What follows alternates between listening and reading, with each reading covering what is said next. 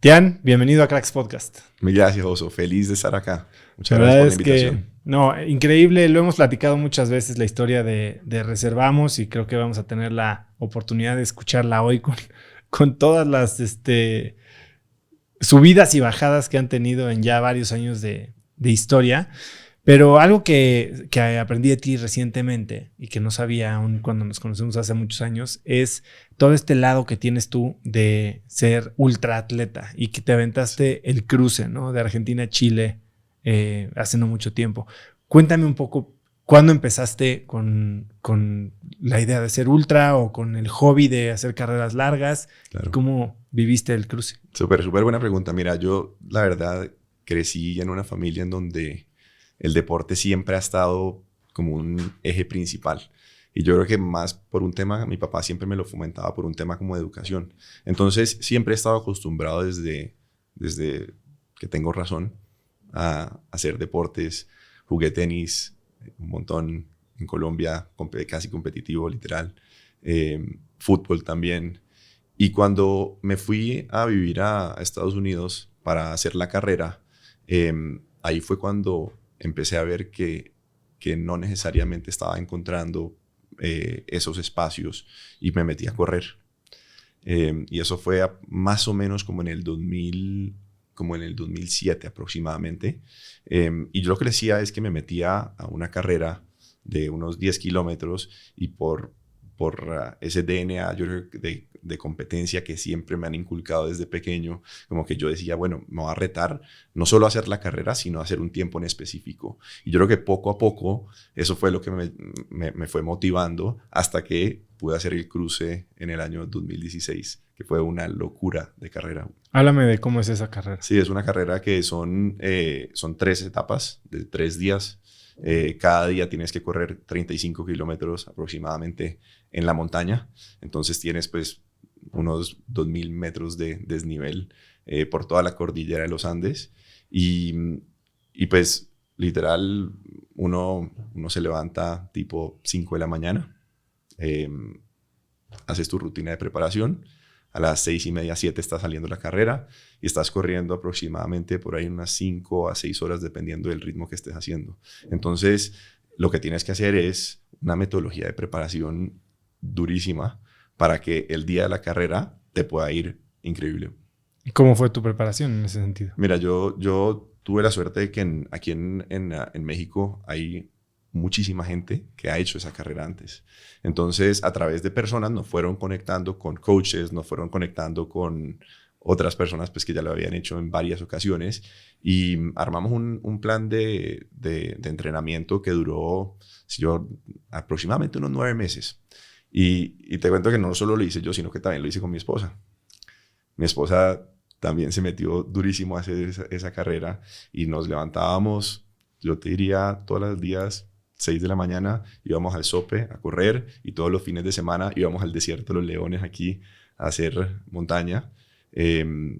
Pero si te pones a ver como que lo que te requiere ese tipo de disciplina es como prepararte continuamente, estar como viviendo experiencias de estrés para que en el día de la carrera hayas vivido todos los percances que hayan sido posibles y que lo puedas como resolver en ese día de la carrera. Explícame un poco más de eso. ¿Qué tipo de percances viviste durante tu preparación que sí se dieron durante la carrera? Sí. Mira, yo creo que el primero, uno no controla el clima. Y claramente estando corriendo en las montañas, estás a la intemperie, en donde pues, el forecast del clima puede cambiar radicalmente. Entonces, uno puede salir corriendo, son carreras largas, en donde estás 5 o 6 horas, puedes salir corriendo, el clima es soleado, pero de repente cambia a una tormenta de lluvia durísimo. Y como que todo eso pues, empieza a jugar con tu mente. Entonces, pues todo el entrenamiento está armado para que tengas las herramientas para que ese día saber cómo reaccionar en caso de que te llegue a pasar esa situación. Yo te diría una de las situaciones que nos tocó en la carrera es que me perdí como 1,5 kilómetros aproximadamente, que cuando se lo sumas ese 1,5 kilómetros a los 35 kilómetros es una locura, ¿no? Te cansa. Entonces, lo que pues ahí tienes que hacer una pausa, ya no ves gente que estaba en la carrera corriendo, tienes que como mirar tus alrededores y si no notas que no hay alguien cercano, pues te tienes que devolver y volver a coger el camino que está marcado con unas tiras a lo largo como del terreno. Entonces, sí, es muchísima preparación. Esa no ha sido la única carrera. También me fui a Islandia a hacer una carrera de 55 kilómetros en un día y pues muy similar. En esa 7 horas y media. Dime algo, cuando te das cuenta que te pierdes, ¿qué es lo que pasa por tu mente? Mira, la primera reacción es como que yo especialmente como que pienso cómo me va a impactar en el desempeño del resto de la carrera.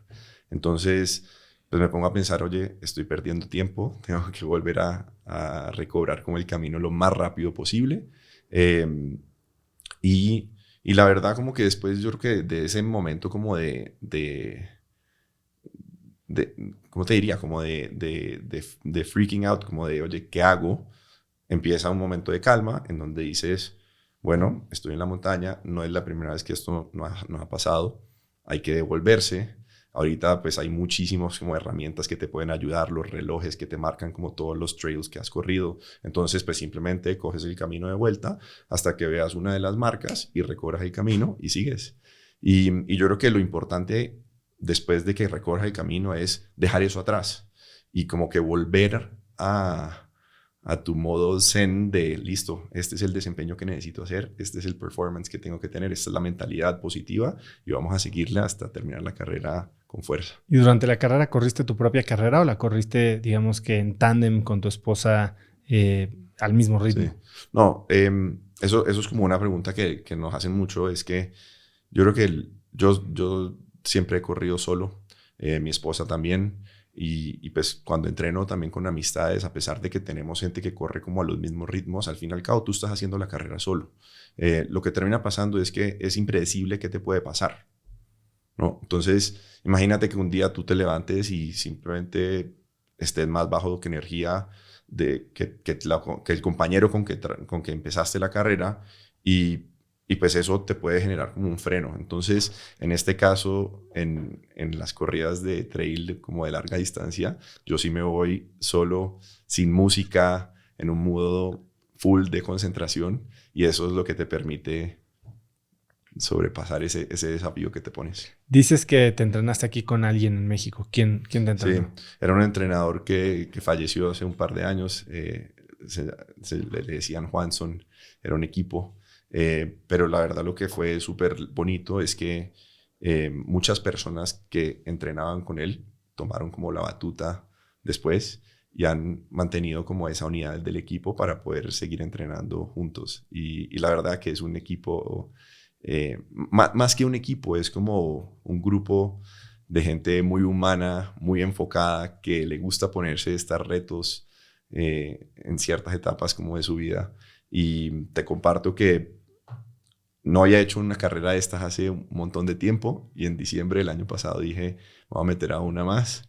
Entonces, a final de octubre de este año, con mi socio Adrián, vamos a hacer una carrera de 50 kilómetros en Puerto Vallarta de trail. ¿Qué paralelismos encuentras tú en cómo te preparas y cómo vives una de estas carreras tan extremas con tu vida como emprendedor? Sí, mira, yo creo que ahí, si quieres empiezo, te cuento que hay un libro que escribió Bill Walsh, que era un coach famosísimo de la NFL, que habla de que en inglés es the score takes care of itself, que es pues, el resultado, pues, es básicamente un resultado de toda la metodología y toda la preparación. Y yo creo que ese paralelismo es súper importante a cómo yo vivo mi vida, tanto en la parte personal como en la parte de negocios. Y pues los paralelismos es que el libro y Bill Walsh habla de que uno en realidad se debería preparar para el 80% de las situaciones que te puedes anticipar a que te pueden llegar a suceder, para que en el momento en que te sucedan durante la carrera, durante el partido, como que tú puedas reaccionar con ese training, ese know-how que ya tienes. Y que el 20% de lo que es inesperado, como que ya sea pues por naturaleza de tu reacción y también como de experiencias pasadas que has tenido.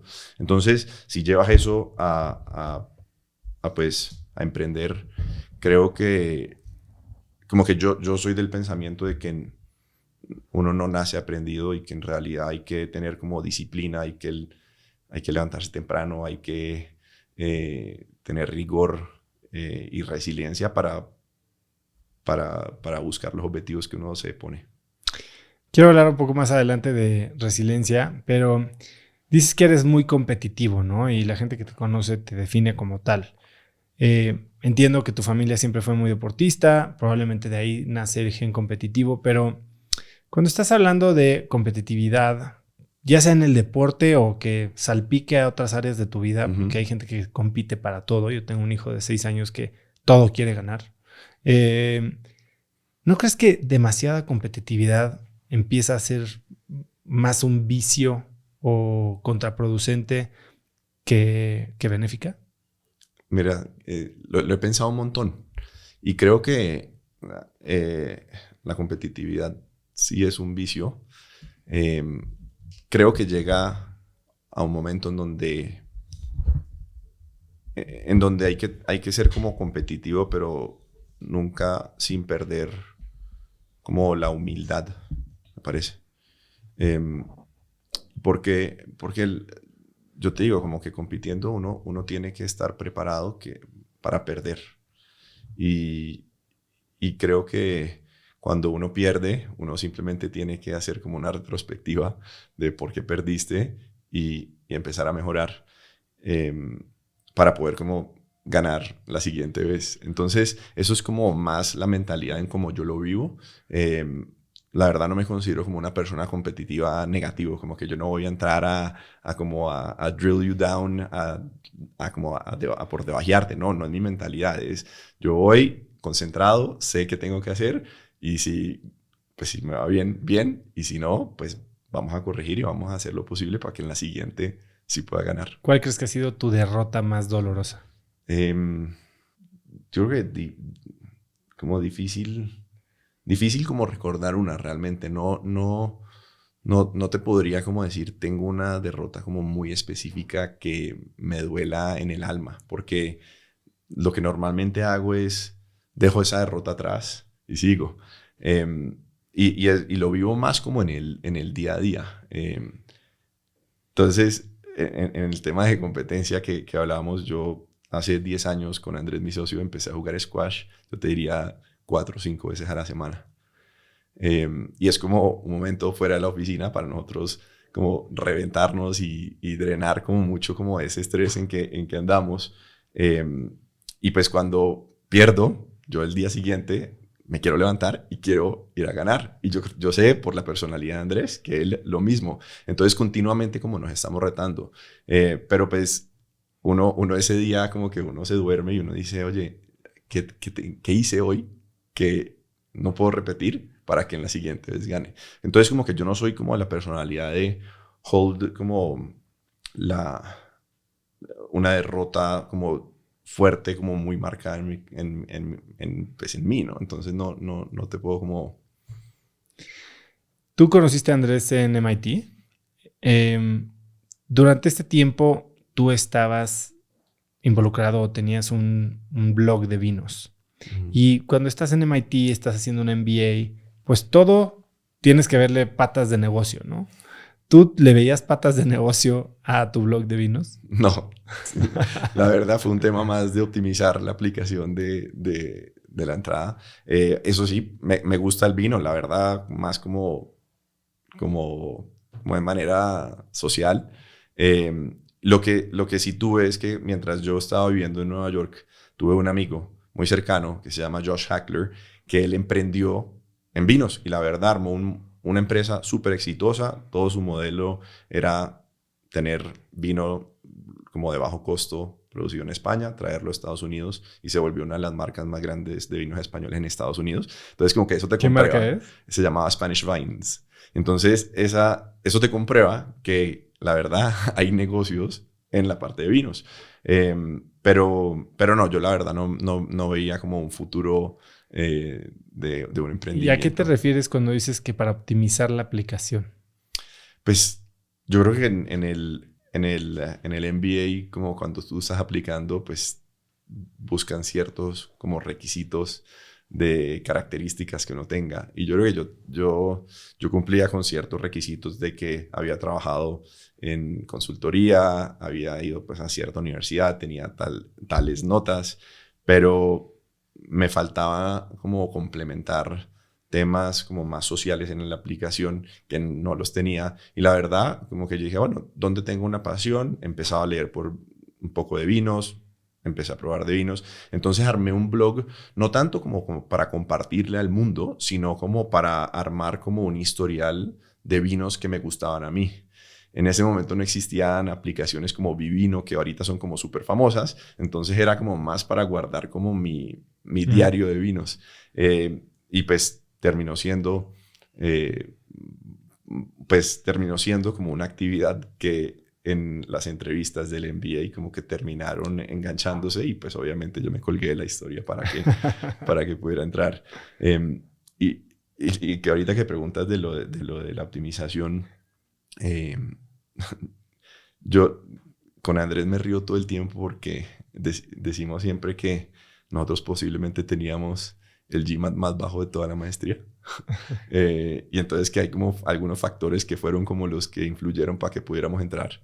Y en mi caso, yo terminé yendo a las dos universidades pues, de carrera y de MBA en las que estudiaron mis abuelos. Entonces, pues en Estados Unidos le dan muchísimo valor al legacy. Y pues yo literal cuando entré a MIT a hacer el MBA, como que yo decía, yo siento que yo no pertenezco acá.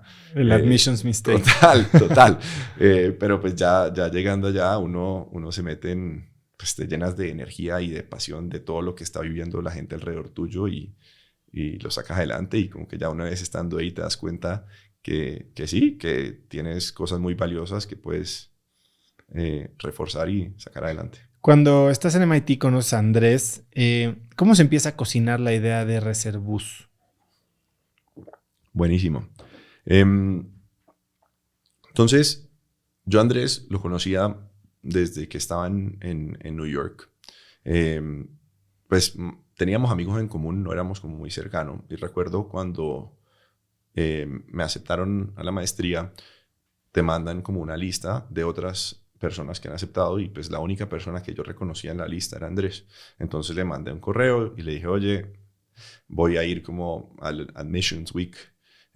Ahí nos vemos, nos encontramos. Y la verdad, nosotros teníamos como mucha similitud en el sentido de que yo me había graduado de Colombia del colegio, me había ido a los 18 años, Andrés se había ido a los 17, 18 años de Venezuela.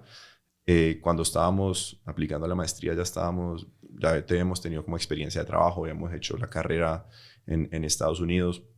Entonces, inmediatamente yo recuerdo que tuvimos una conversación en donde decíamos, oye, ya llevamos cerca de 7, 8 años viviendo en Estados Unidos. Nos llamaba la atención hacer algo en Latinoamérica. Y después coincidimos en una clase que se llama New Enterprises, que la daba un profesor que se llama Howard Anderson, la verdad, un crack. Y era a construir un business plan. Construimos un business plan en ese momento de una empresa que se llamaba Juno, que era un modelo muy similar a Guild Group, que era como retailing, pero descontado. Sí, aquí tuvimos a la fundadora. ¿Ah, sí? Sí, de Guild. Ya. Y entonces, pues nosotros armamos como todo ese plan de negocio y recuerdo empezamos a trabajar en ese semestre. Se quedó en un business plan. En el verano de la maestría, como del internship, nosotros ya, Andrés venía de banking, yo de consultoría, como que no queríamos hacer ese camino cookie cutter. Entonces, recuerdo vino Rocket Internet a entrevistar a la maestría diciendo, oye, tengo una empresa que voy a lanzar en el verano, en Colombia y en México, que en ese momento se llamaba Vasalla, no sé si tú te acuerdas. No sabía que se llamaba Vasalla era el primer nombre, y pues les interesa, y la verdad tuvimos creo que una sesión de entrevista como de 5 minutos cada uno, nos aceptaron, nos dijeron se van para México. Entonces, en ese verano trabajamos juntos nuevamente. ¿Y en ese entonces ya trabajaba ahí con Bernardo Cordero? Sí, ahí, mira, el equipo fundador en ese momento era Cristian Cortés, Rodrigo Mayo, Ulrich Noel y Bernardo Cordero. Todos ellos creo que recién graduados como de las maestrías, y me faltaba una persona que también estaba en ese equipo. Y entonces nosotros llegamos a la oficina y eran 20 personas, y a lo largo como de los 3 meses pues terminaron siendo, mal contados, 150, 200 personas. Entonces fue una experiencia súper distinta como para Andrés y para mí, que veníamos como de New York, de un ambiente súper estructurado. Y creo que eso como que nos empujó a tener como esa espina también como emprendedora, a pesar de que los dos coincidíamos que una vez terminando la maestría no queríamos trabajar ahí. ¿Por qué? Yo creo que habían temas como culturales que no iban con nuestra personalidad. En muchos casos habían temas de falta de respeto en comunicación, que no eran los tonos que nosotros estamos como acostumbrados a utilizar. Y yo creo que eso pues fue como el trigger como más importante para que nosotros dijéramos, en vez de seguir aquí, como vamos a construir como nuestro camino con nuestros valores, con nuestros principios. Y creo que eso fue como uno de esos momentos clave que definió pues el futuro de nosotros trabajando juntos, porque empezó a alinear temas de cultura y temas de valores desde una etapa muy temprana, antes de que supiéramos que íbamos a ser socios de verdad.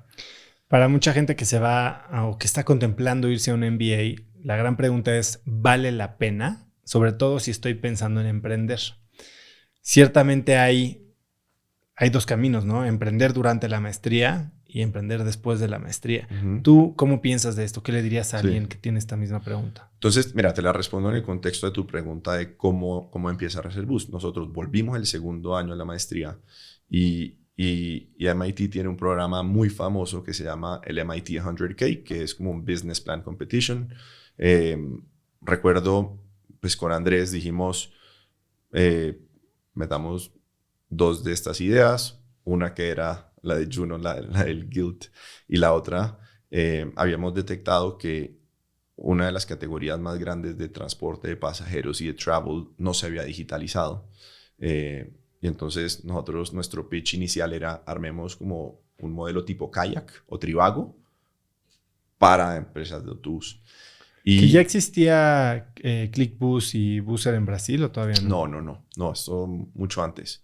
Y entonces de ahí pasamos nosotros como que en el Business Plan Competition llegamos como a la final del Pitch Competition, y como que la verdad dijimos, oye, aquí hay algo. Entonces ya nos pusimos como en la rutina de encontrarnos después de clases para seguir trabajando como en el modelo de negocio, hablar con abogados, hablar con fondos, hablar con empresas de autobús, a ver si en realidad había como una oportunidad. Y pues todo eso fue construyendo a que termináramos como llegando como a la semifinal del Business Plan Competition con la idea de Reservus. Y entonces a la gente que pues, se pregunta si vale la pena, si quiero emprender, irse a una maestría, ¿qué les dirías? Yo creo que no es absolutamente necesario, pero tampoco me parece malo hacerlo. Si yo te describiría como la maestría, es un tiempo para descubrir, para interactuar con personas que no necesariamente están en tu círculo social, y que puedas como intercambiar ideas y encontrar como espacios en donde puedas crear o generar como un impacto en conjunto. Entonces, yo te diría, a mí no me parece absolutamente necesario, pero en nuestro caso fue increíble porque le pudimos dedicar el tiempo a investigar y hacer tesis de lo que íbamos a construir en Reservus y en Reservamos más adelante. ¿Y en qué momento se vuelve una realidad? ¿En qué momento dicen, esto es lo que vamos a hacer juntos? Sí, mira, entonces recuerdo hubo un momento como súper clave que fue eh, el VC Competition de MIT tenía también a todos los fondos principales. Tuve la oportunidad ahí de conocer a Doug León de Sequoia y en ese momento nosotros decíamos, nos tenemos que preparar durísimo para tener muy bien armado como el business plan, tener un prototipo. Y ahí fue cuando Adrián entra en la historia. Y esto fue aproximadamente yo creo que octubre, noviembre como del 2012. Eh, Adrián, Andrés lo había conocido a través de una clase de MIT. Adrián había sido emprendedor, él es boliviano, ha vivido en México desde hace mucho tiempo, se graduó del TEC de Monterrey en Computer Science. Y Adrián tenía una empresa que se llamaba Incu, con Alberto Padilla, en donde ellos hacían como desarrollos de software a la medida. Yo creo que Adrián en ese momento nos buscó y nos dijo, oye, me voy a meter en un hackathon del TEC de Monterrey, ¿tienen alguna idea? Y le hicimos el pitch del kayak para autobuses y literal en 24 horas sacamos el prototipo, lo que nos permitió y nos dio la confianza ya después de sentarnos con el mundo pues inversionista, con clientes prospectos para empezar a hablar. Y entonces, volviendo a cuándo se materializó, pues yo creo que el acta de constitutiva literal de Reservamos, yo creo que está en agosto del 2013, creo que se formalizó. Durante todo ese 2013 hubo como mucho tire y afloje de distintos temas, de compromiso de cada uno de nosotros, hasta que por ahí en el segundo semestre de ese año fue cuando ya todos habíamos tomado la decisión de meternos al 100%. Pero en ese entonces dices, hablar con fondos, 2012, 2013, que fue la época en la que yo empecé Instafit, pues no existían fondos. Esto fue pre-INADEM en México y pre muchos de los fondos que hoy existen en Sudamérica. ¿Cómo pensaban en que iban a fondear esto? Sí, siempre lo hemos pensado con fondos, siempre habíamos pensado que la estructura de capital tenía inversionistas financieros y nosotros estábamos confiados que por haber estado en Estados Unidos podíamos acceder como a los fondos de Estados Unidos para financiar como nuestra empresa.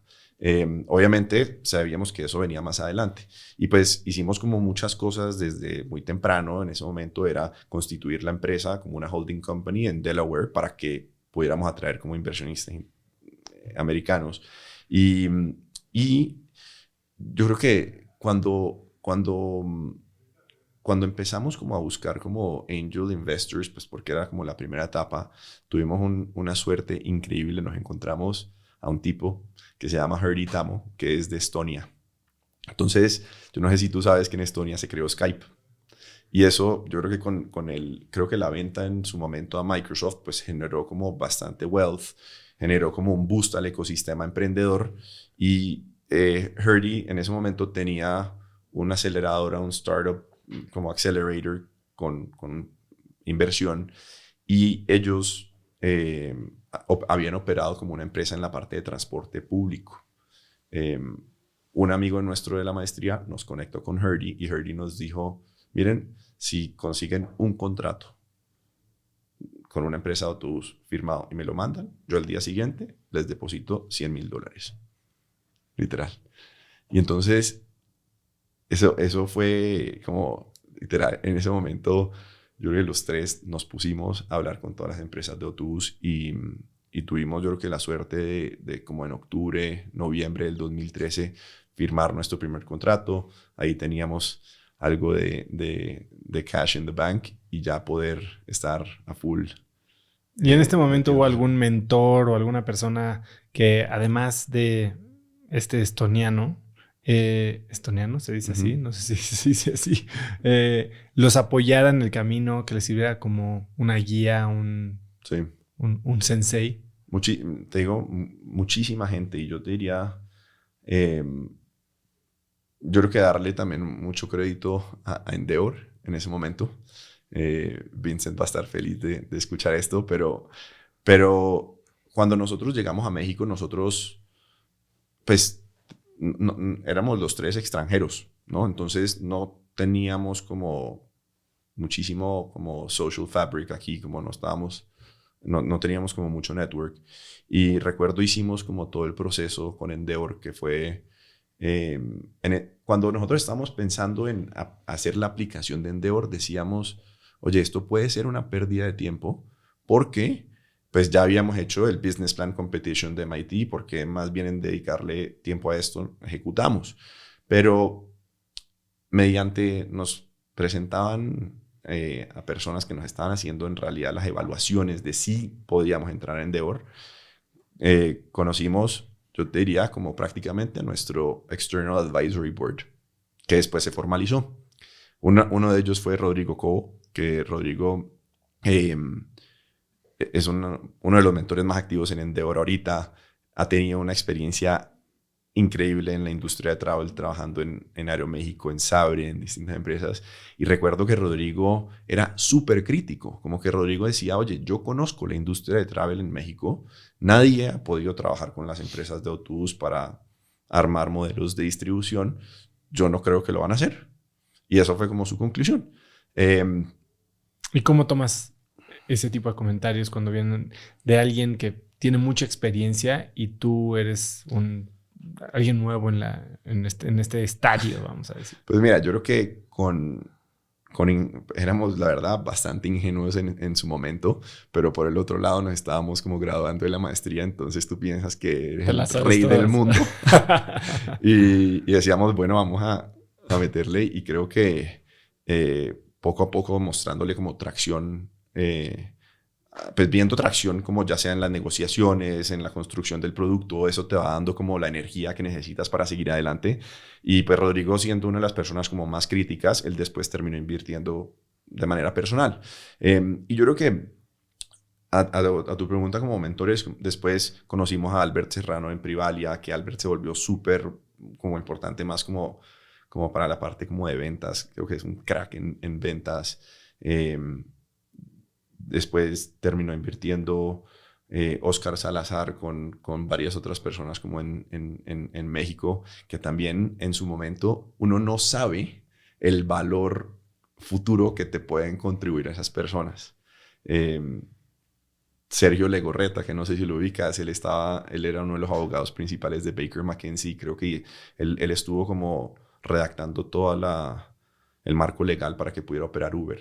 Y eso más adelante se volvió como fundamental por la historia pues, legal que ha tenido Reservamos, que hemos tenido pues, muchos temas de litigio también. ¿Y cuál crees que es la lección más valiosa que te dieron en un inicio? O sea, dices el valor futuro, no sabes cuál va a ser, pero alguien que de verdad en alguna etapa clave al inicio del camino te haya dado una lección, un consejo que a la fecha recuerdes como algo que si no lo hubieras tenido te hubiera causado una serie de problemas brutales, o que inclusive no estarías aquí. Mira, yo creo que de pronto una de las personas así que también influyó durísimo fue Michael Kleindl. ¿Seaya? Sí. Michael en ese momento no existía Seaya. Michael invertía de manera personal. Él había visto, pues, él era un angel investor hace mucho tiempo y había visto como que funcionaba y que no funcionaba en muchísimas empresas, especialmente en Europa, recuerdo. Y Michael a nosotros en ese momento estábamos levantando como un seed round, que si recuerdo eran como unos $500,000 en el 2013. Sí, cuando levantabas evaluaciones de $1.5 million, ¿no? Total. Y nos quedaba como muy poco, nos quedaban como $50,000 de cupo y Michael nos dijo, la verdad, no me interesa por $50,000, a mí me interesan, no sé, X. Y nosotros, creo que eran 250, entonces nosotros terminamos cerrando nuestro seed round con 750 y Michael nos dijo, oigan,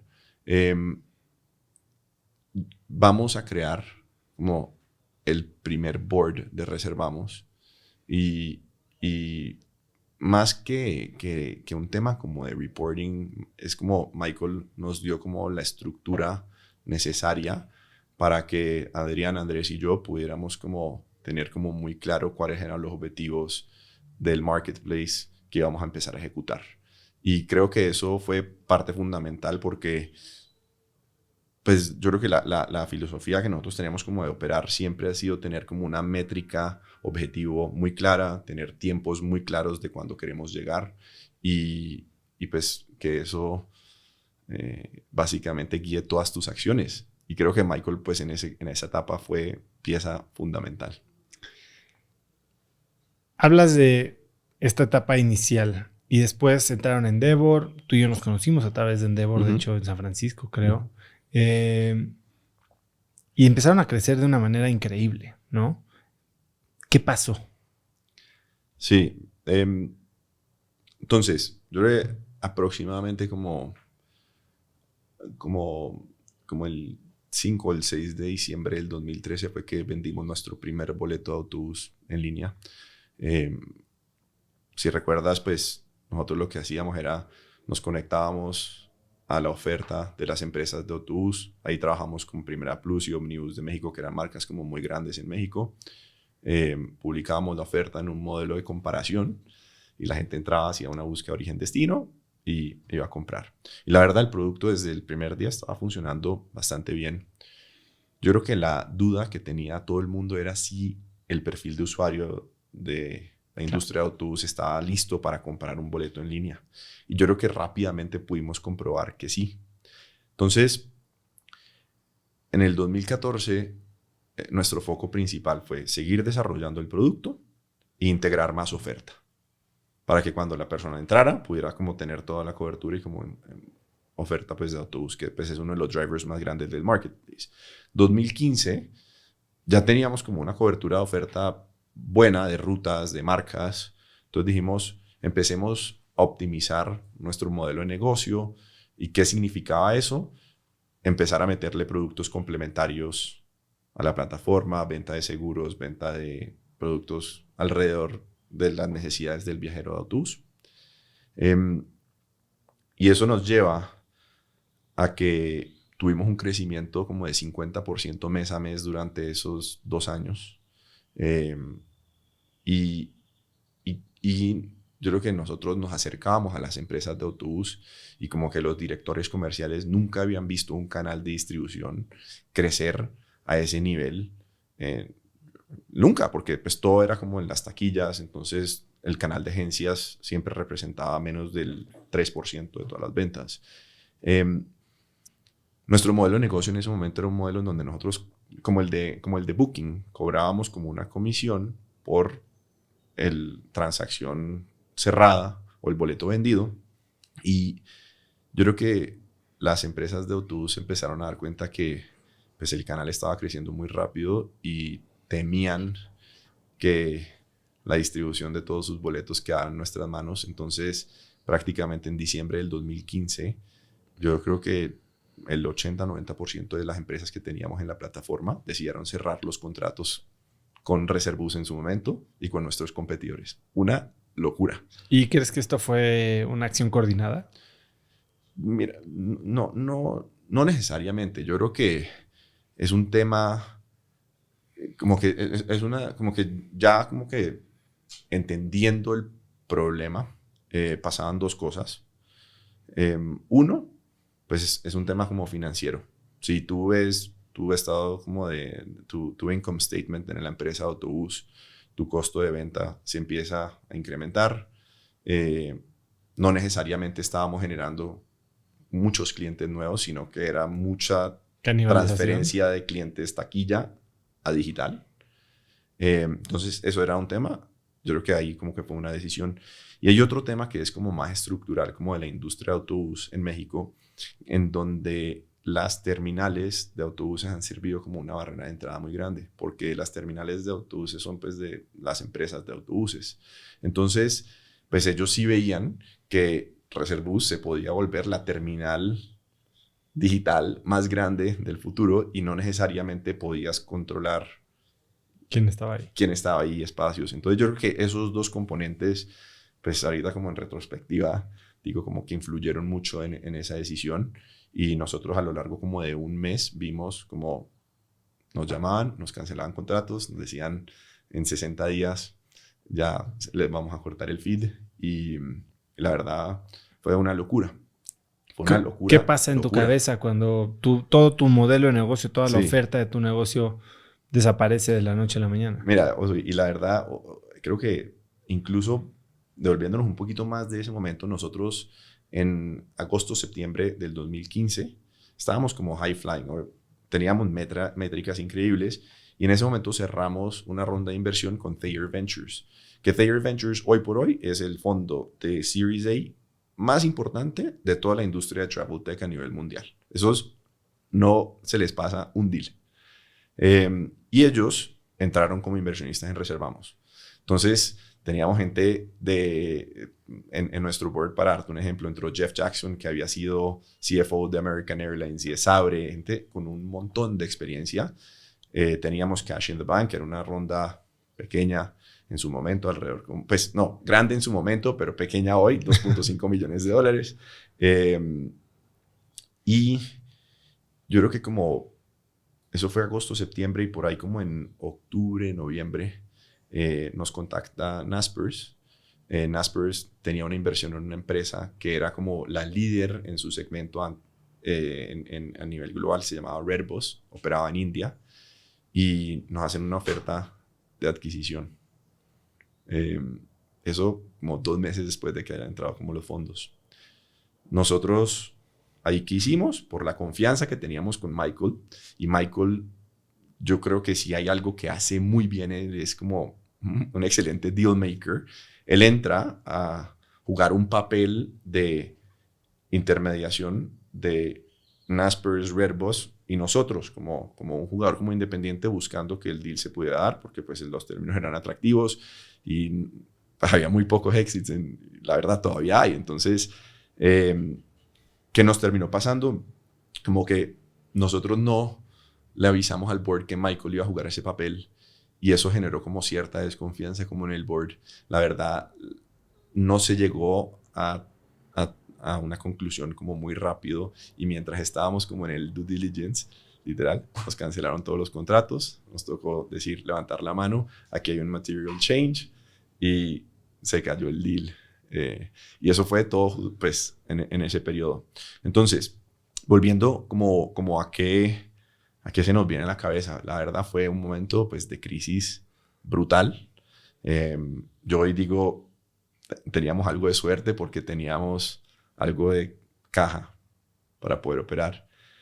Y pues yo creo que nuestra reacción inmediata fueron, yo creo, me lo apunté, como que yo dije, como que hicimos, uno, como necesitamos entender a las empresas de autobús a fondo de por qué tomaron esta decisión. Entonces, yo tomé como ese papel de ir a tratar de buscar reuniones, no con los directores comerciales, sino también con todos los dueños, bueno, ¿cuál es la razón? Yo creo que en paralelo tener como mucha comunicación con el consejo y por último, pues a que pudiéramos como armar como un plan de acción. Pero ver qué hacíamos. En este momento, o sea, tienes dinero, cambia materialmente tu negocio. No está la idea de, oigan, esto ya no va a jalar y antes de quemarnos el dinero tratando de sobrevivir, regresamos el dinero y cada quien para su casa. Sí. Sí, entonces me acuerdo cuando nosotros nos sentamos a ver eso, eran las 3 opciones. 1, tenemos el dinero, cerramos la empresa, devolvemos lo que queda. Yo creo que la segunda opción era utilizar nuestro know-how en ese momento como de marketplaces para armar un marketplace de hoteles, de zapatos, ¿no? You name it. Y yo creo que la tercera opción era ser como tercos con la tesis. Y creo que esa fue la opción que tomamos por varias razones. Como que nosotros volvíamos a ver la tesis de Reservus en su momento y te la simplifico. La industria es una industria en Latinoamérica de 20,000 millones de dólares, ¿no? En donde 5% de las ventas eran digitales en su momento. El usuario pues estaba teniendo ya acceso a internet, acceso a medios de pago, etc.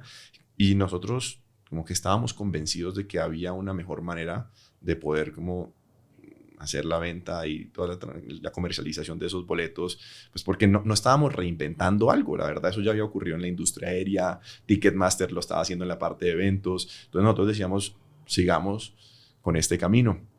Y pensábamos mucho en los factores clave de un marketplace saludable. Necesitabas tener buena oferta para que eso alimentara la demanda, alimentara el tráfico, te bajara el costo pues, de operar el marketplace. Y pues, ¿qué había pasado? Nos habían cortado la oferta. Entonces, nosotros decíamos en ese momento, no podemos perder la demanda porque si perdemos la demanda, estamos fritos, ¿no? Entonces, ¿qué hicimos? Ahí fue cuando, en vez de como transaccionar los boletos, armamos unos crawlers o unos bots, literal, un bot que se mete a la página de las empresas de autobús que publicaban su oferta en ese momento, lo jalaban, lo organizaban y lo publicaban en Reservus de una manera más amigable.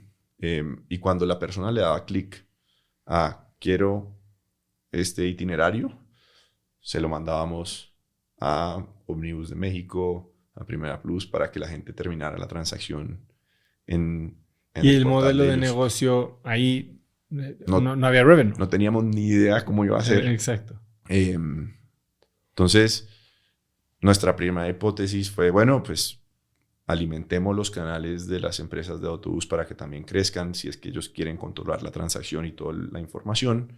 Pero nos acercamos a las empresas de autobús y nos dijeron, no te queremos pagar ni un centavo por enviarme el tráfico. Incluso muchas de ellas bloqueaban el tráfico de Reservus a sus canales.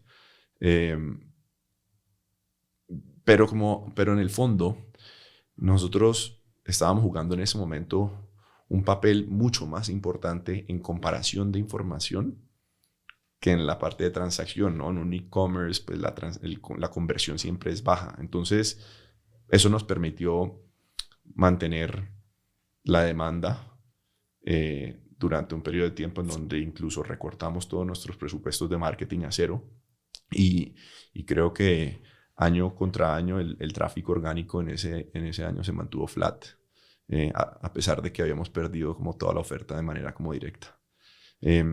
¿Cómo manejan la relación con tus socios, no solo los inversionistas, sino los cofundadores, cuando estás enfrentando una situación que puede matar a tu empresa? Uh-huh. Pues creo que ese estrés puede, en muchos casos, deshacer un equipo, ¿no? Claro. ¿Cómo lo experimentaron?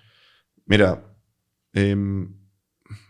primero como buscando advice y recomendaciones de personas que puedan haber tenido experiencias similares en su momento.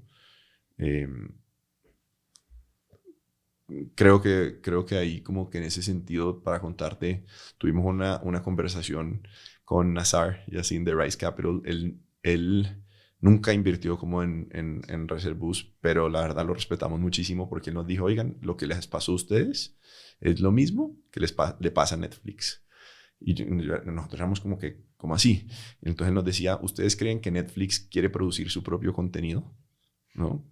Y nosotros decíamos, pues, la verdad, no. La respuesta era claramente no. Como que eso siempre era la avenida como más costosa para poder atraer demanda a su marketplace, claro, a Netflix. Y entonces Nazar en ese momento nos estaba insinuando por qué no arman una empresa de autobús digital para que puedan abordar este tema y puedan como seguir captando demanda. Y la verdad en ese momento nosotros no nos sentíamos como preparados, pero fue una de esas conversaciones como clave que más adelante también dices, oye, algo de esto hacía sentido. Y yo creo que lo otro es, entre nosotros tres, Adrián y Andrés y yo, como literal, bajamos la cabeza y dijimos, oye, ¿cuáles son los fundamentals? Como que si tenemos un marketplace, necesitamos asegurarnos de que le estemos agregando valor al usuario y le estemos agregando valor a la empresa de autobús, entendamos como los drivers. Después de ahí teníamos como un plan de trabajo como muy claro en las acciones que queríamos tomar. Y yo creo que una tercera que es,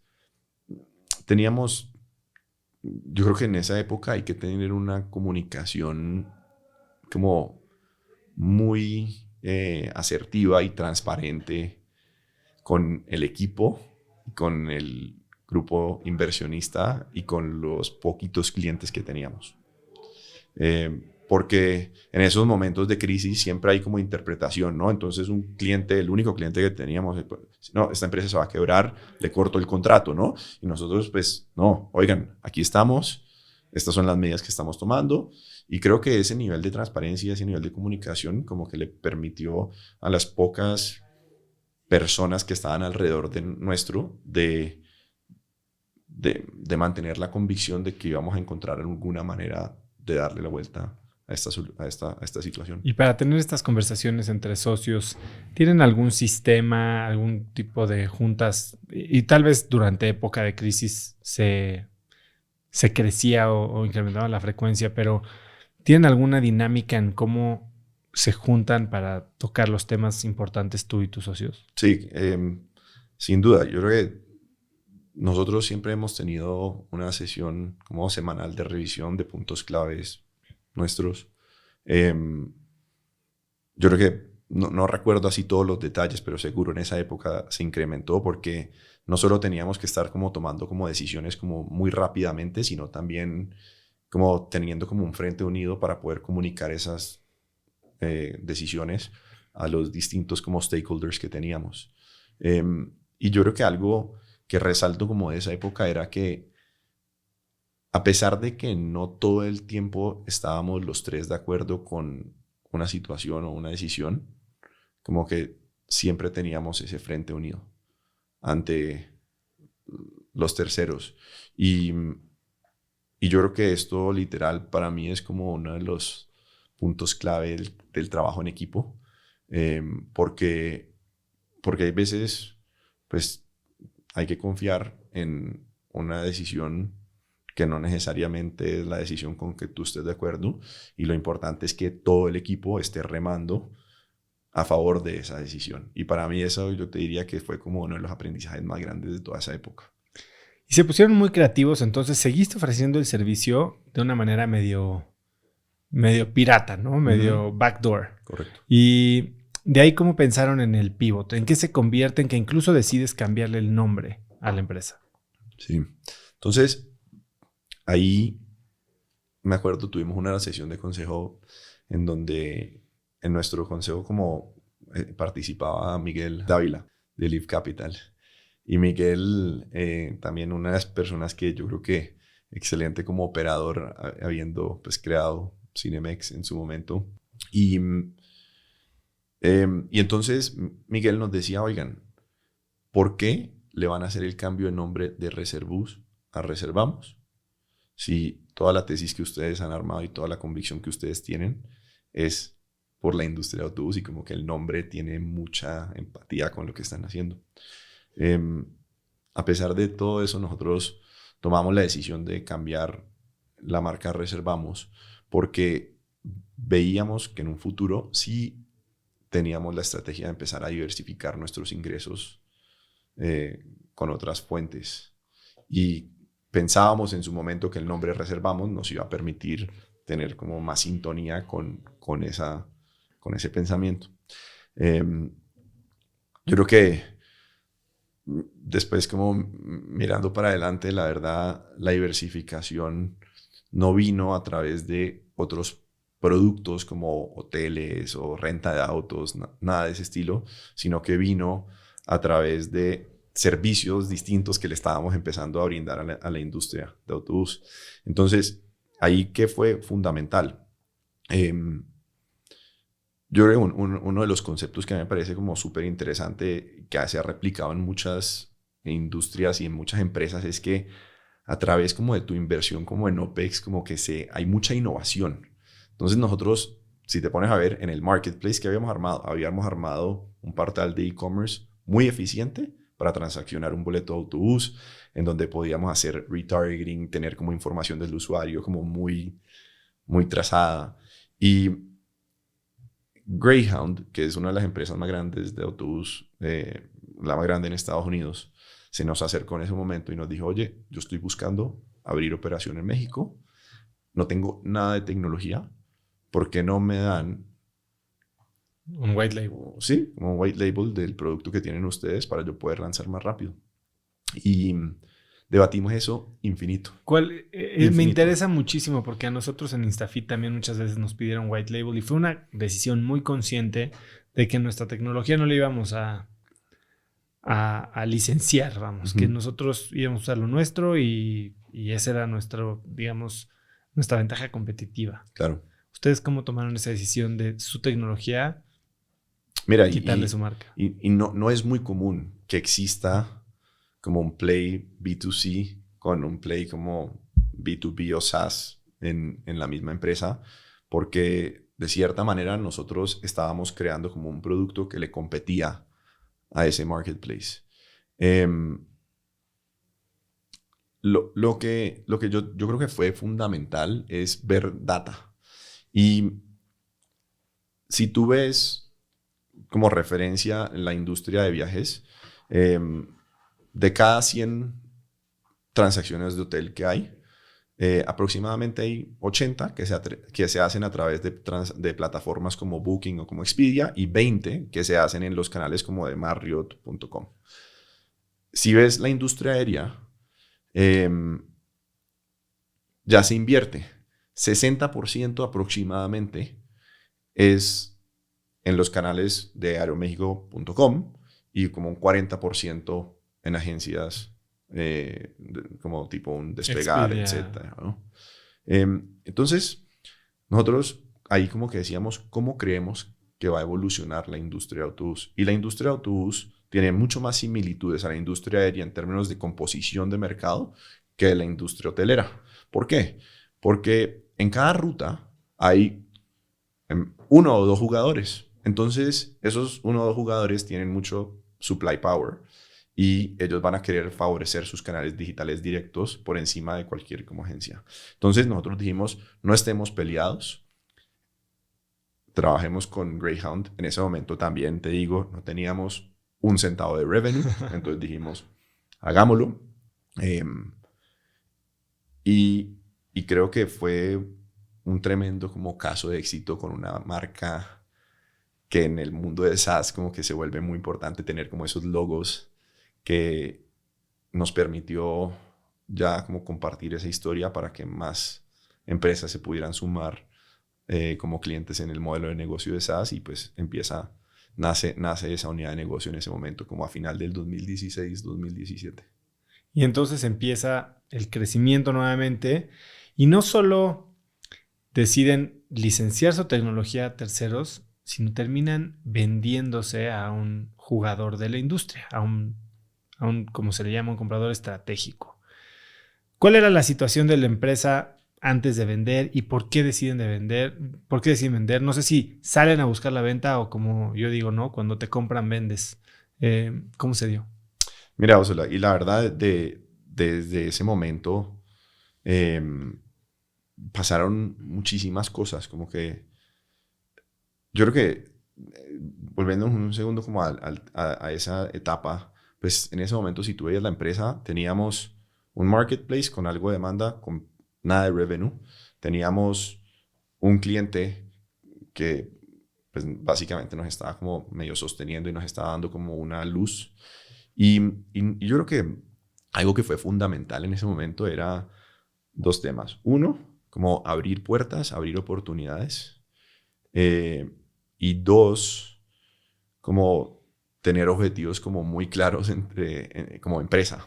Entonces, el primero, como en términos de abrir puertas, nosotros, a pesar de que no teníamos ya en ese momento un peso, siempre decíamos, tenemos que ir a Focusrite, que es una de las conferencias más grandes de Travel Tech a nivel mundial, porque allá vamos a conocer gente y ahí vamos a abrir puertas que nos van a dar como oportunidades de futuro. Ahí hay una historia muy divertida que conocimos a Ritesh y Abhinav, que eran los fundadores de Oyo Rooms. Y en ese momento Oyo Rooms solo operaba en India, acaba de empezar. Y nosotros fuimos y les dijimos, oigan, aquí somos unos emprendedores que estamos en México. Tenemos un portal con 1.500.000 visitas de puros viajeros que están como en el segmento que tienen ustedes. ¿Por qué no armamos un business plan para que nosotros les ayudemos a armar Oyo en LATAM? Y literal, ellos nos conectaron con un equipo de Corp Dev, armamos un plan, literal, sacamos toda la data de la industria, le generamos un reporte increíble. ¿Y qué crees? Pues nos dijeron gracias, lo vamos a hacer nosotros solos. Entonces, como que ese tipo de situaciones, pues te las comparto porque era como la mentalidad en la que estábamos, que, oye, tenemos que conectar y tenemos que ver dónde hay oportunidades. Hay otra puerta que se nos abrió en ese momento con una marca que a mí me parece pionera en el sector de autobús que se llama Primera Plus, que es del grupo de Flecha Amarilla, un equipo que está en León. Y ellos básicamente nos dijeron, volvamos a trabajar juntos, con condiciones muy distintas. Y yo creo que con ese periodo de tiempo nos permitió demostrarles que teníamos un equipo como muy fuerte, muy enfocado, como a generar resultados. Y de repente se nos abre como una oportunidad y nos dicen, oye, a mí me interesa entrar como socio en la empresa. Entonces, esto fue aproximadamente en el 2017. Te voy a parar porque me quedé con una duda que a mí me pasó algo similar. Y cuando estás tratando de hacer deals y abrir puertas y haces estos trabajos de abrir tu operación o incluso ayudar a alguien a hacer un análisis de mercado, pues por más que haya NDAs, no hay nada que sea binding, ¿no? Y muchas veces te están usando para descubrir mercado o investigar sobre ti. ¿Lo volverías a hacer? Y si sí, ¿qué precauciones tomarías cuando estás hablando con un posible partner? Mira, en el contexto que teníamos en ese momento, la verdad lo hubiera hecho con los ojos cerrados otra vez. Porque en serio, como que estábamos en una situación en donde era supervivencia y pues a pesar de que teníamos como algunas hipótesis, no sabíamos cuál de esas se iba como materializar. Entonces esta era una más. Y sí, yo creo que eso, pues ahorita, pero como que tu pregunta de cómo lo haría en una ocasión distinta. Sí te cubrirías de algún tipo. Sí, yo creo que a medida que los negocios como van madurando, pues la tesis como que se va fortaleciendo y hoy por hoy como en Reservamos nosotros sabemos que nuestro objetivo principal es ser como infraestructura tecnológica necesaria para mejor comercialización de los boletos de autobús. Y hoy no solo nos vemos como una empresa en México, sino como global, literal. Y entonces, como que ahorita, en este contexto, cambiarnos y sacarnos de esa tesis es prácticamente imposible. Entonces, ahora no le perdería tiempo a un tema de ese estilo. Llega este jugador y te dice, quiero ser socio. Sí, entonces, esta otra conversación súper compleja. ¿Por qué? Porque uno, cuando nos dijeron esto, no sabíamos si su intención era mayoría o una posición como minoritaria. Y nosotros, teniendo el marketplace que había empezado a recobrar como contratos como distribución, decíamos, no podemos perder la neutralidad que nos ha caracterizado. Entonces, tenemos que crear una estructura que nos permita darle una oportunidad a ellos de entrar sin comprometer la operación, el negocio y como los fundamentos del negocio. Entonces, de ahí nos conectan con uno de los periodistas más importantes de todo travel, que es un tipo que se llama Dennis Shaw, que es el editor de Skift. Y él nos pone en contacto con un tipo súper famoso que es Rich Barton, que es un emprendedor serial, que fue el fundador de Expedia, fundador de Zillow, fundador de Opendoor, y como que una de esas personas que tiene el modelo de negocio de un marketplace como grabado en la cabeza, cuáles son todos los drivers. Y lo buscamos a él porque él competía con Orbitz y Travelocity en su momento, que fue una iniciativa creada por las aerolíneas. Entonces, casi que esto se volvió como un club deal. Entonces, nosotros dijimos, ¿por qué no hacemos lo mismo en México y en Latinoamérica? Y literal, que entren todos. con los abogados armamos un deck y nos fuimos y nos sentamos con todas las empresas de autobús y les dijimos, les vamos a dar una oportunidad de entrar en la estructura de capital de Reservamos a unos términos como preferenciales, con estas condiciones. Y creo que eso fue un momento clave en la historia porque nos abrió las puertas a tener conversaciones con los dueños de las empresas de autobús. Ya no como proveedor, sino como socio. Exacto. Y a pesar de que muy pocos como optaron por entrar, la verdad, el único fue en ese momento Primera Plus, nos permitió retomar como contratos comerciales con algunas de estas empresas por darles como un voto de confianza, por demostrarles como nuestro commitment a la industria y creo que pues de ahí como recobramos como muchas relaciones que habíamos perdido en su momento. Y entonces, ¿qué sucedió pues con Primera Plus? Pues hubo una conversación súper extensa en el consejo. Teníamos consejeros que estaban en contra de aceptarlos, unos que estaban a favor y trabajamos muy de cerca pues con los abogados para que, a pesar de que era un socio como estratégico, le quitáramos como ciertos como derechos corporativos, controles, que pudieran como bloquear salidas de los inversionistas financieros, tal. Y la verdad, como que demuestra como la flexibilidad mental que tiene esta empresa y ellos accedieron a entrar con esas condiciones y creo que la relación ahí se empezó a fortalecer durísimo porque el grupo de ellos empezó a también aprender mucho de todo el ecosistema como emprendedor. Entonces hubo como un efecto más allá del modelo de negocio en que nosotros estábamos operando. Entonces eso fue literal como en marzo del 2018 que se cerró el deal después de un due diligence con Ernst & Young que duró casi un año. Y pues eso fue como la primera parte de trabajar con la industria como un socio estratégico. Pero los fondos en ese momento todavía estaban en la estructura de capital. ¿Qué implicaciones tiene un deal de estos con un estratégico para ustedes como operadores? Porque pero entran medio que en la misma capacidad de un socio financiero, no nada más. Sí. Mira, yo como que viendo como en retrospectiva, como que la mayoría de las personas en el mundo emprendedor te sugieren en contra de tener como socios estratégicos en la estructura de capital en etapas tempranas. Y yo creo que nuestro caso demostró que con una muy buena como estableciendo como las expectativas de lo que iba a ser la relación previo a que ellos entraran como socios, fue súper importante. Porque nosotros les dijimos, miren, no van a tener ningún trato preferencial de la empresa porque son socios y ellos lo estaban haciendo por un tema de diversificación como de su negocio. No de control. Exactamente. Entonces, pues, ¿qué implicaba eso en la operación? Pues, la verdad, poco. Nosotros seguíamos operando nuestro negocio, seguíamos teniendo clientes terceros. Simplemente que ellos pues nos dieron acceso a otras personas como en la industria que podíamos construir como esa relación.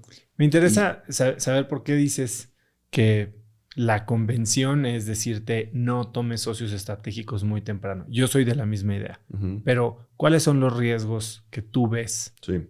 Mira, yo creo que uno que es el más grande es que el poder del socio estratégico en la estructura de capital y posiblemente en tu negocio pueda tomar control de decisiones estratégicas de la empresa, como el roadmap, como decisiones de contratación, decisiones de financiamiento.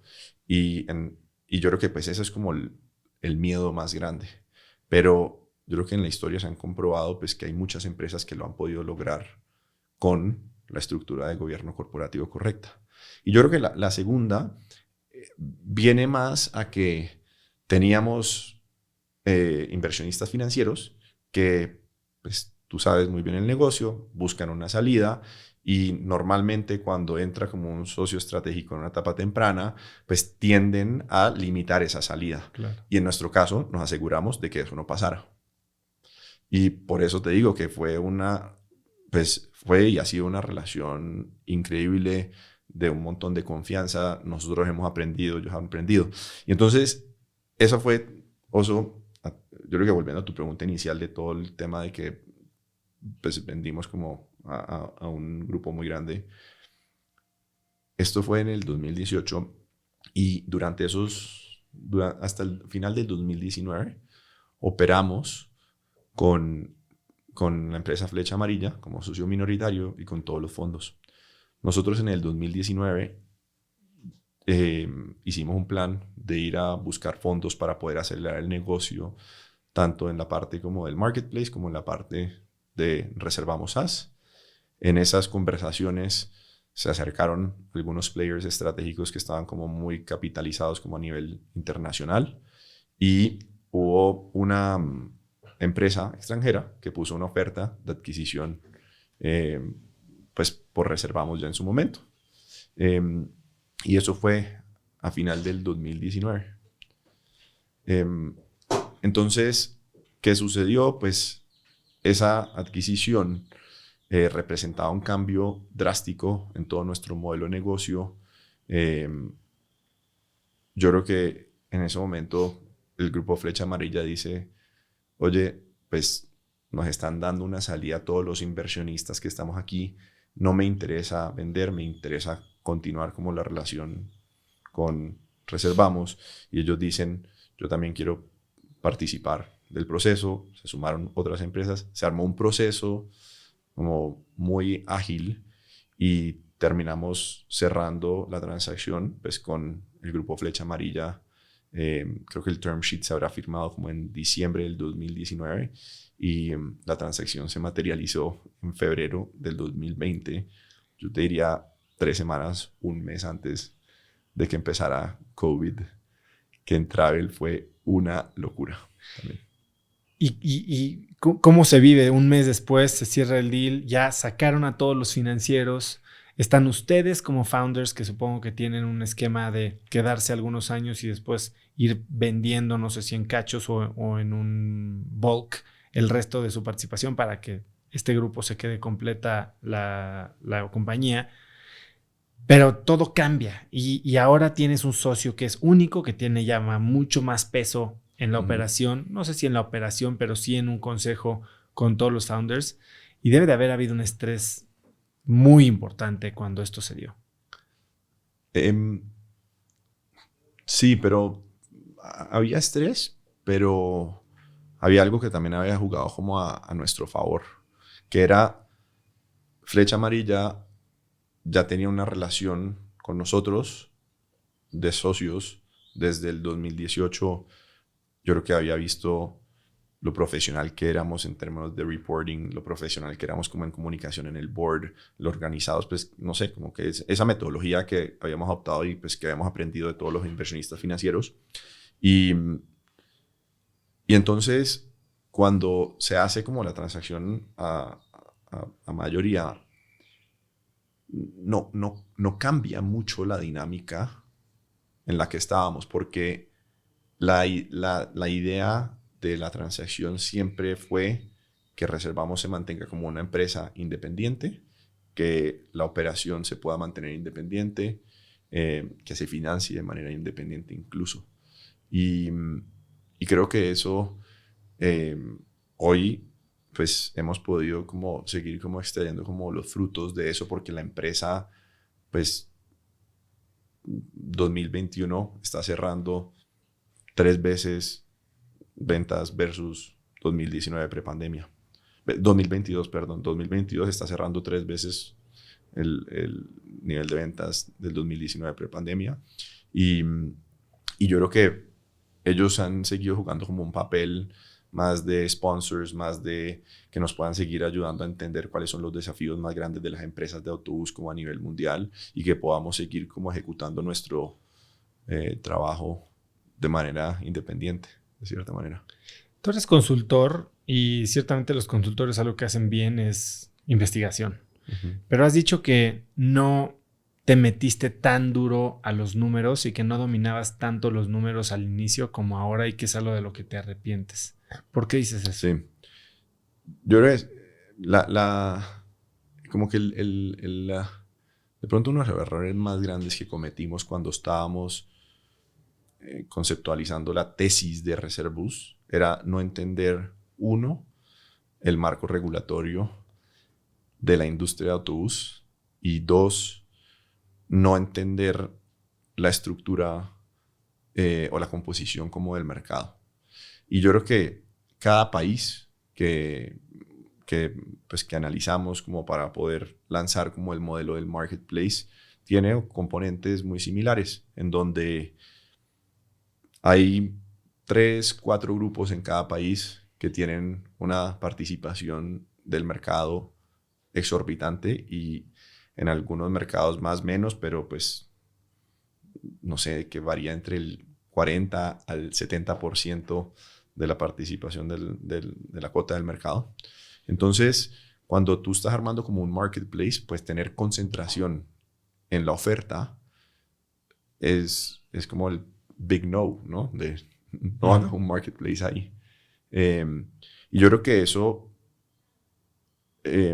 estaba un poco como nublado, porque nosotros no veníamos de la industria, nosotros habíamos contabilizado en México cientos de marcas de autobús, pero esas cientos de marcas pertenecen a grupos que operan como holdings. Entonces las decisiones terminaban siendo centralizadas para un portafolio muy grande como de marcas. Entonces eso pues para mí sigue siendo como uno de los errores como más grandes cuando estábamos conceptualizando la tesis del marketplace.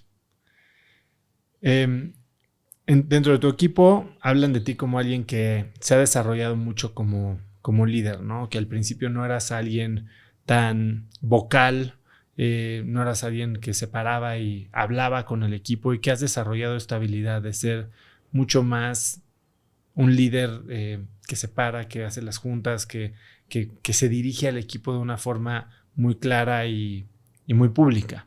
Incluso el rol que has tomado también es como ser el vocero de la empresa, ¿no? ¿Cómo has logrado desarrollar esta habilidad? Yo creo que, y lo dice también Warren Buffett, ¿no? Que haber tomado el curso de Dale Carnegie de Public Speaking es de sus mejores inversiones. ¿Tú hay alguna herramienta, algún mentor que te haya ayudado para desarrollar esta habilidad de hablar en público? Mira que no necesariamente, es principalmente la teoría que he estudiado no sé, de manera como personal, ya sea en ámbitos como de las universidades o de manera como personal. A mí lo que más me sirve, volviendo como a tema de deporte, es poner como algo de teoría en práctica, ver si me funciona, y si en realidad te funciona y va como con tu personalidad, lo vas a hacer. Y yo creo que de la misma manera, si no te funciona, pues lo dejas. Pero yo creo que como al rol en la empresa, la verdad, yo no me siento más o menos líder que Andrés o Adrián, o incluso muchas de las personas como el equipo. Yo creo que pues ya llevamos 8 años operando Reservamos, los roles cambian, uno va encontrando fortalezas, debilidades en cada uno, y creo que pues cada uno como ejerce como ese liderazgo de cierta manera. Yo creo que algo que pues me caracteriza como en la empresa es como mi nivel de energía. Como que yo internamente en la empresa, pues, y yo como que por naturaleza tengo un nivel de energía alto. Entonces, como que estoy velando porque todos estemos como on our feet y que todos estemos como por, por dar lo mejor de nosotros todos los días, porque creo que es lo que hace que una empresa sea sostenible y perdure en el tiempo. ¿Qué te quita la energía? ¿Qué me quita la energía? Yo creo que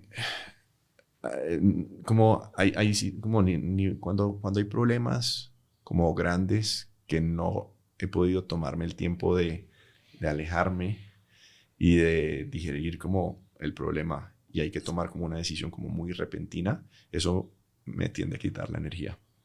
Eh, Porque no tiendo a no tiendo como a tomar decisiones como de manera como muy apresurada. Como yo creo que por mi background me gusta entrar a detalle a todos los problemas.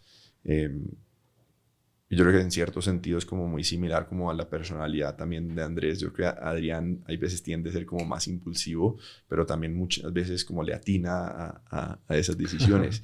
Y, y sí, entonces como que eso me puede llegar a drenar. ¿Qué estoy haciendo como para resolverlo? Me empecé a leer un libro reciente que se llama Decisive, de un tipo que creo que se llama Chip Conley. Y el libro habla de que si en una empresa podemos, y en todo prácticamente, podemos tener una metodología mejor para tomar decisiones, creo que el outcome de las decisiones y la probabilidad del outcome de esas decisiones es mejor. Y si tú ves cuáles son como los pasos principales, es que inmediatamente nos enfrentamos a un problema, como que nuestra cabeza está como wired a no pensar en todas las alternativas que uno puede tener para tomar esa decisión. Y entonces te enfocan muy rápidamente en una solución para ese problema. Y creo que esto, pues a mí personalmente me ha dado como algo como de estructura de que necesito apartarme, necesito pensar en distintas alternativas, no puedo tomar como una decisión con mucha emoción porque pues termina saliendo mal. Y yo creo que la última que también recomiendan siempre es saber que si tomas la decisión, muy probablemente puede también salir mal. Entonces tienes que tener un plan B desde que estás abordando el problema. Y creo que eso pues es parte de... Y este proceso de cómo lo he manejado. alejarte para reevaluar y ver las diferentes opciones, ¿lo haces de una manera sistemática? O sea, dices, ok, me presentan un problema. Yo de lo que he leído es, cuando se presenta una situación, te juntas con tu equipo no para resolver el problema, sino para definir el problema, ¿no? Y le das 24 horas como que para marinar que todos entendamos el problema y entonces sí tener la reunión de resolución de problemas. Tú te vas a tu casa, te tomas un fin de semana, te sientes con una botella de vino a ver el techo. ¿Qué es lo que haces para alejarte? Porque luego durante la operación es difícil verdaderamente tomarte ese tiempo. Sí. Mira, yo creo que lo que normalmente hago es, sí, como tratar de definir el problema, pero también como pienso como en una lista como de preguntas de validar como los fundamentos que nos están generando como ese problema. Y, y yo diría, mi manera como de resolverlo es junto con las personas que están mío alrededor del equipo. Casi mis primeras llamadas obviamente es, Andrés, ¿qué piensas? Después llamo a Adrián, oye, ¿qué piensas? Recopilo como información, hablo también con el equipo, ¿no? Con el head de operaciones, con el head de customer success, la verdad quien sea, como para tratar como de recopilar como muchos puntos de vista y que esa información nos pueda ya como guiar hacia dónde tenemos que avanzar. Y eso es como, no es una regla específica, pero es prácticamente como lo hago. Y porque yo creo que también como que en personalidad me gusta escuchar y tomar en cuenta muchos puntos de vista antes de casarme con algo. Algo que dices que te destaca a ti es la automotivación. O sea, dices que es una de tus habilidades principales, que lo consideras una gran ventaja que tienes. ¿Qué es la automotivación? Porque mucha gente cree que la automotivación es como un échale ganas. ¿Y cómo la trabajas? Sí, para mí es eh, ponerme retos muy ambiciosos, lo que me marca la pauta de esa como automotivación. Em, y, y esto pues lo vivo como de distintas maneras. Me pongo un reto que a veces suene imposible de alcanzar y yo creo que a medida que tú empiezas a trabajar hacia ese reto, te vas dando cuenta de factores que te están dando como esa energía para seguir por las siguientes etapas en esa. Dame un ejemplo. Entonces, yo creo que la más fácil es en todo el tema del trail running que como empezamos la conversación. Pues hoy que estoy preparándome para la carrera de 50 kilómetros a final de octubre, pues hay veces digo, estoy listo para correr 15 kilómetros, ¿no? Y como que me empiezo a cuestionar y como que esos 15 kilómetros te pones a ver, es menos de un tercio de lo que te toca correr en esa fecha. Pero vas, lo haces y dices, no me siento tan mal. Y entonces ese como pequeño momento de no me siento mal, podemos seguir adelante, es lo que te da como esa energía para decir, listo, vamos en un mes por 20, por 30, por 40, así, hasta que ya llegas como a los niveles. Entonces, ese es como el ejemplo de donde yo saco como esa energía. Y, y creo que esto te lo quería también compartir como en el contexto, como yo creo que Adrián, mi socio, yo he aprendido mucho ese tipo de mentalidad también de Adrián, mi socio, porque Adrián es de las personas que te dice que no necesariamente lo que te motiva es como el éxito o el fracaso sino es como la experiencia en cómo lo vives realmente. Y Adrián, la verdad, tiene esa mentalidad que hay veces como que te saca como de onda, como dicen acá, porque estamos en el problema más grande que tenemos como en la empresa en su momento, ¿no? Que puede ser de RH, puede ser lo que sea. Y la gente dice, oigan, como que paren un momento y disfruten de esta situación porque estamos viviendo problemas que nunca nos hubiéramos imaginado que íbamos a tener que estar resolviendo. Y como que yo escucho eso y yo digo, pucha, qué, qué buena como energía y qué buena como mentalidad. Y creo que es algo que a lo largo como de estos 8 años he aprendido mucho de él y que creo que cada vez se me va reforzado en mi personalidad. Como emprendedores parece que nos gusta inventarnos problemas, ¿no? En cuanto las cosas medio empiezan a ir normal, se te ocurre una nueva idea que va a Sí. traer un mundo entero de problemas y de retos diferentes. ¿Cuáles son los problemas que te vas a crear de ahora en adelante? ¿Qué viene en los próximos 12 meses para Reservamos?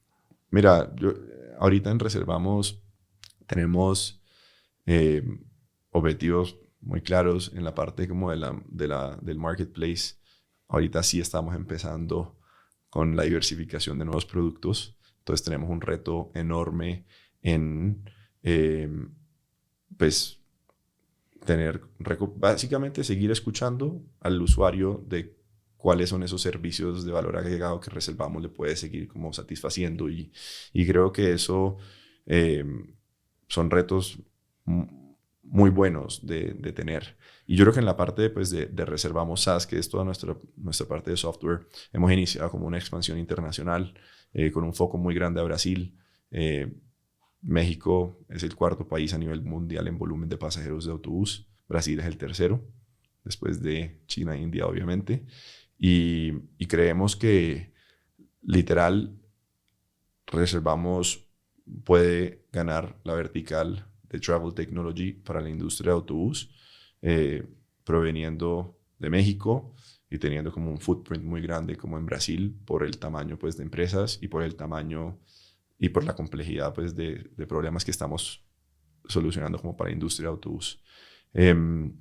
Hoy nuestra energía está enfocada al 150% en la empresa. Vemos que hay como muchísimas oportunidades de crecimiento y como que algo que mentalmente decimos es, creemos que Reservamos puede llegar a ser como un 100 million ARR company con una muy buena ejecución.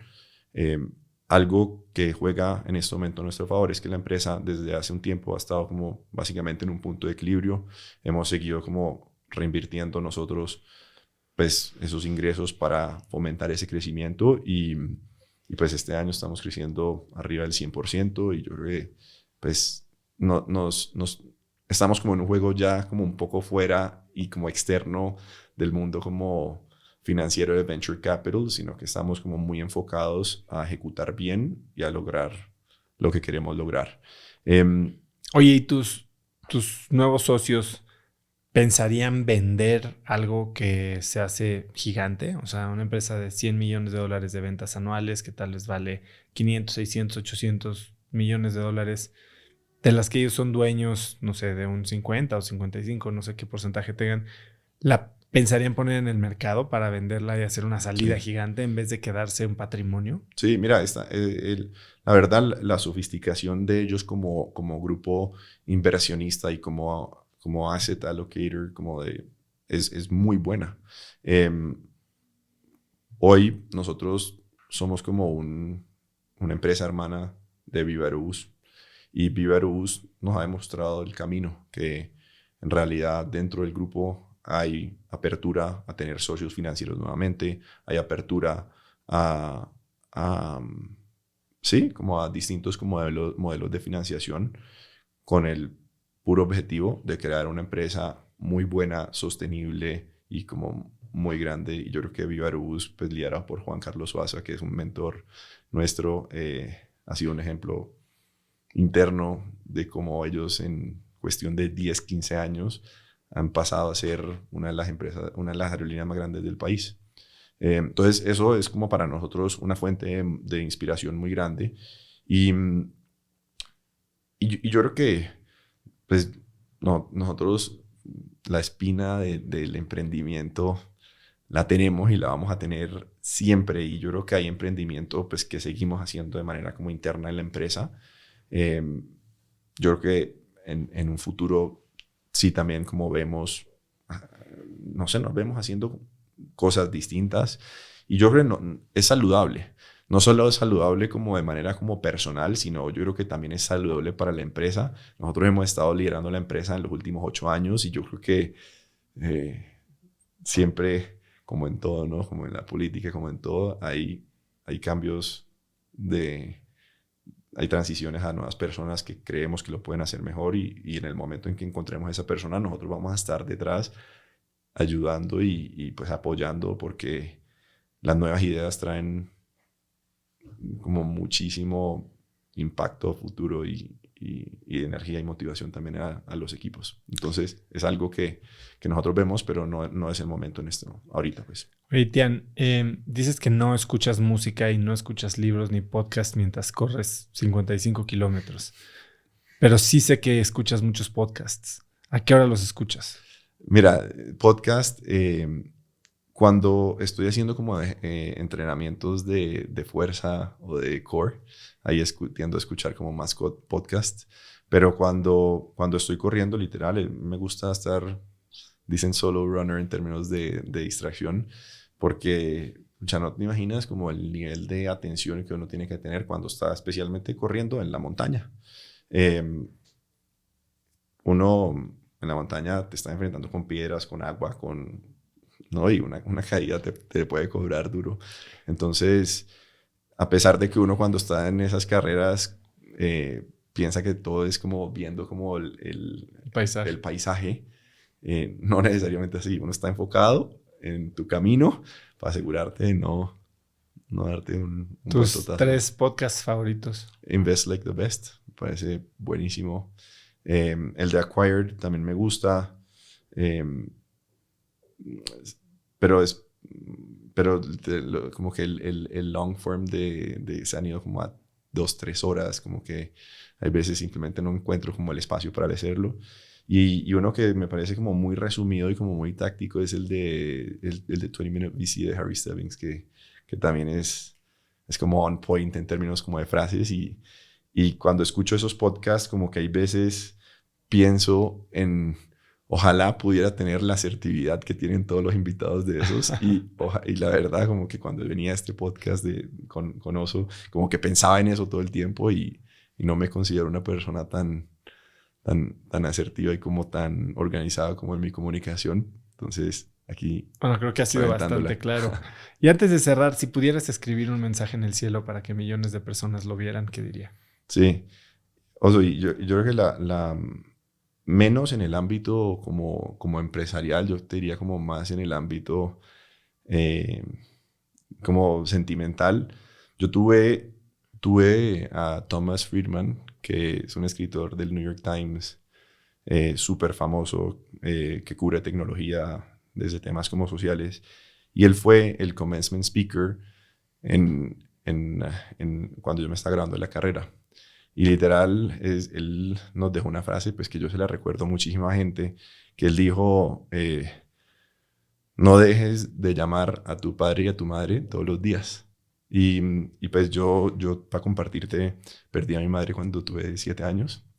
Y pues es una historia súper difícil. A partir de ahí, yo todos los días llamo a mi padre, hablo con él 5 a 10 minutos. Y entonces como que mi recomendación a la gente es, mientras puedan, háganlo, porque nunca se van a arrepentir de hacerlo, de tener esas conversaciones. Y pues si no es con los padres o con la madre, hacerlo con la persona que uno más quiere. Tian, lo siento mucho y gracias por compartir esta parte de tu historia. Ha sido increíble oír pues todo el trayecto. Yo lo he vivido muy de cerca, aunque a veces con intervalos más largos, pero he estado muy cerca de ustedes a través de altas y bajas y es increíble lo que han logrado los tres. Muchísimas felicidades. Son unos cracks. Tú eres un crack por estar aquí compartiéndonos todo este aprendizaje. Hablar de ventas estratégicos me parece crucial porque justo ahora que estoy con lo del fondo, una gran pregunta es, ¿y los exits de dónde vienen? ¿No? Y Total. Yo creo que vamos a entrar a una nueva época y tú eres un claro ejemplo de eso. Muchas gracias por estar aquí. ¿Dónde puedes seguirte la gente, contactarte, hacerte preguntas? Mira, me pueden escribir directo por LinkedIn. O incluso también directamente mi correo es sg@reservamos.com. Me pueden mandar un mensaje y yo la verdad que feliz de poder contribuir ya sea con la experiencia, con las historias que tenemos y los aprendizajes que tenemos. Somos, yo creo que súper apasionados por lo que se puede crear como con el emprendimiento en Latinoamérica y la verdad estamos detrás como cheering para todos los nuevos emprendedores que salen y que puedan tener más que el éxito que quisieran que tengan, que puedan vivir el camino del emprendimiento en paz, llenos de energía, llenos de felicidad, que creo que eso es lo que uno a la larga va a terminar disfrutando más. Sí, que a veces se nos olvida y todo el mundo piensa en el dinero cuando creo que el objetivo es vivir esa vida de la que estás hablando. Tian, muchísimas gracias por estar aquí y gracias, felicidades otra vez. Vale, gracias. Si buscas historias de guerra, Sebastián las tiene todas. Y si te gustó este episodio, compártelo con alguien usando el link cracks.la/174. También sigue Cracks Podcast en Spotify o suscríbete en YouTube o iTunes y califícanos ahí con 5 estrellas para que más gente nos encuentre. Mencióname en Instagram o Twitter con la lección que más te llevas del episodio de hoy como @osotrava y no olvides mencionar a Sebastián en Instagram como @tiangomezc. Puedes encontrar links a todo lo que hablamos el día de hoy en cracks.la/174. Y antes de irte, no olvides que puedes ya adquirir mi libro Haz lo que importa, en el que te enseño el método DMS de diseño de vida y productividad y puedes adquirirlo en hazloqueimporta.com. Y segundo, no olvides registrarte para recibir Viernes de Cracks, que es este newsletter que reciben decenas de miles de personas cada semana y es un correo muy cortito que mando cada viernes con 5 tips, artículos, libros, gadgets, frases o cosas que encuentro en internet y que creo que pueden ayudarte a tener una vida más productiva o al menos empezar una conversación interesante este fin de semana. Puedes registrarte para recibirla totalmente gratis en cracks.la/viernes y muy pronto voy a estar en tu inbox. Eso es todo por hoy. Yo soy Oso Trava y espero que tengas una semana de cracks.